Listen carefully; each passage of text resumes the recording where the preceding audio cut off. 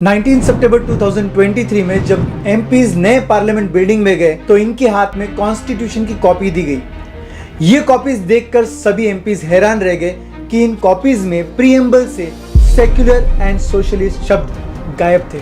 आखिर ये लोग क्यों प्रीएम्बल ऑफ इंडियन कॉन्स्टिट्यूशन से इन शब्दों को निकालना चाहते?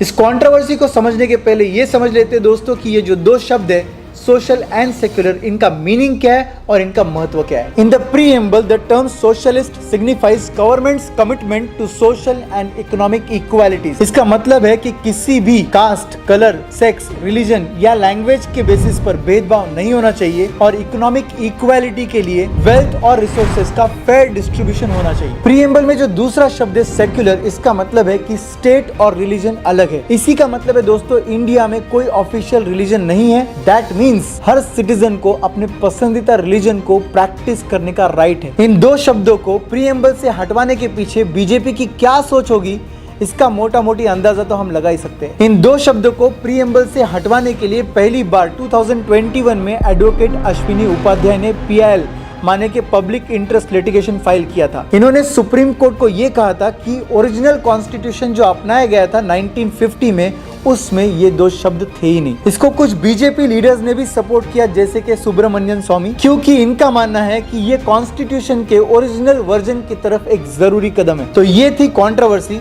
अब जानते हैं इसके पीछे की हिस्ट्री शॉर्ट में। ये कहानी शुरू होती है 26 जनवरी 1950 जब इंडिया का ओरिजिनल कॉन्स्टिट्यूशन अपनाया गया था। इसको ड्राफ्टिंग कमेटी ने, जो कॉन्स्टिट्यूएंट असेंबली के अंडर आती है, उन्होंने रेडी किया था under the chairmanship of doctor B.R. Ambedkar. Doctor Ambedkar ने ओरिजिनल प्रीएम्बल में ये दो शब्द इंक्लूड नहीं किए। उनका विश्वास था कि उस समय का ध्यान डेमोक्रेटिक फ्रेमवर्क बनाने पर होना चाहिए जिससे फंडामेंटल राइट्स और इंडिविजुअल फ्रीडम सुरक्षित हो सके। उनका ये भी मानना था कि सोशलिज्म एक ऐसा गोल है जो भारत अपने डेमोक्रेटिक प्रोसेस के थ्रू नेचुरली अचीव करेगा। लेकिन फिर आई इमरजेंसी की घड़ी जो चली 1975 से 77 तक। इस दौरान 18 नवंबर 1976 को सोशलिस्ट एंड सेक्युलर ये दो शब्द इंडियन कॉन्स्टिट्यूशन में शामिल किए गए थ्रू 42nd अमेंडमेंट। इमरजेंसी के दौरान बहुत से अपोजिशन लीडर्स को गिरफ्तार किया गया था, जिसके चलते 42nd अमेंडमेंट बिना किसी डिस्कशन डिबेट के पास किया गया। अब समझते हैं दोस्तों दो व्यूज को, in support of removal and in oppose of removal. अब समझते हैं first view in favour of removal. क्योंकि ये दो शब्द इमरजेंसी 1976 के दौरान इंक्लूड किए गए थे,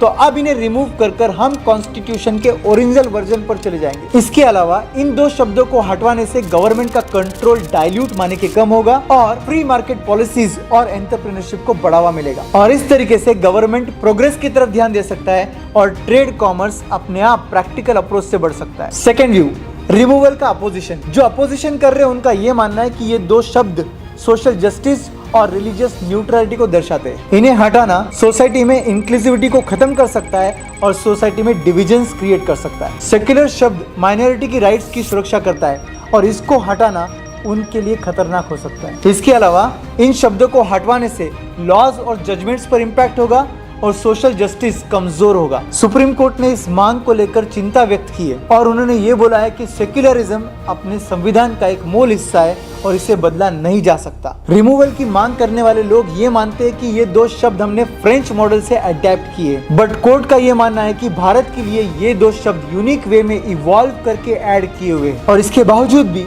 सुब्रमण्यम स्वामी की मांग थी कि एग्जैक्टली बताए हमें किस तारीख को ये दो शब्द प्रीएम्बल में ऐड किए गए थे और ये सुनते ही सुप्रीम कोर्ट ने इस केस को अगली तारीख दे दी। तो दोस्तों ये थी सोशलिस्ट और सेक्युलर ये दो शब्दों की कहानी। जब कुछ लोग इन्हें हटवाने की मांग करते तो हमें इनके इरादों को सोचना चाहिए।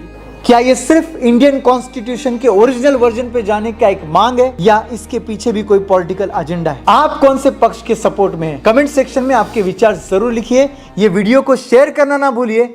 धन्यवाद।